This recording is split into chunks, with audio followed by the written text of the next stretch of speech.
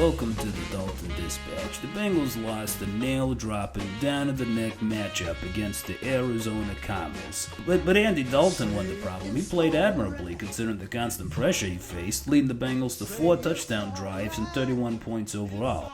For that reason, I'm going to say his hair was that reddish, brownish color or whatever, because he was good, but not great. He missed some opportunities here and there, and he took a few too many hits. And I feel like normally there's another guy that does this show with me, but I do tend to forget things. Anyway, even though Arizona's only got 19 sacks on the year, that's 23rd in the league, they sliced through the Bengals' offensive line the way my brother goes through our Aunt Beatrice's ricotta pie.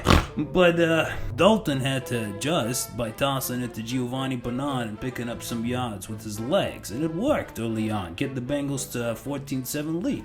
But in the second half, Arizona came alive on offense, with the Bengals hurting in the secondary the way I do after a medical exam.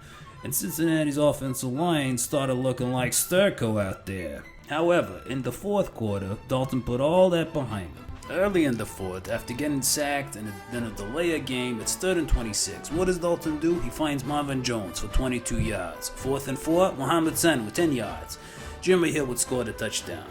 Next drive, Dalton would fumble and lead to a field goal, but like a meal at the Olive Garden, this Dalton kid, he wasn't gonna go down easy. So he gets sacked again for 10 yards, but this time he steps up and finds Giovanni, God bless his soul, for 21 yards for a first down. Then he hits Rex Birdface in the face for 7 yards. Then Mohamed Sanu gets a 3rd down conversion. Boom! AJ Green gets involved, picking up 13. And finally, Tyler Eifert finishes off the drive with the 10-yard touchdown.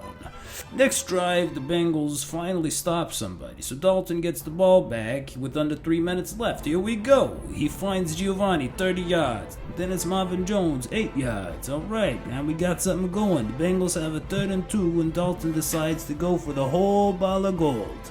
But the officials ruled that AJ's foot was on the python or whatever. I guess, I don't know the rule, but I guess that means it got wrapped under the defender like a snake. But here's the thing, if it wasn't for that orange sofa cushion getting in the way, his left foot probably would have gotten in bounds. Anyway, the Bengals had to kick the field goal, and the defense, down about 8 defensive backs at this point, gave up huge yards in the game-winning field goal. It wasn't the best ending, but it was something to learn upon, which brings me to today's Ojoscopy. Dalton and the Bengals got punched in the mouth early on, but still put up points. Then the wheels blew up in their faces, but they come back to almost win the game against a really good team on the road. Kinda like the town Civita di Reggio, which the Etruscans built back in the 6th century BC, but it kept crumbling because of rain and earthquakes and other crap.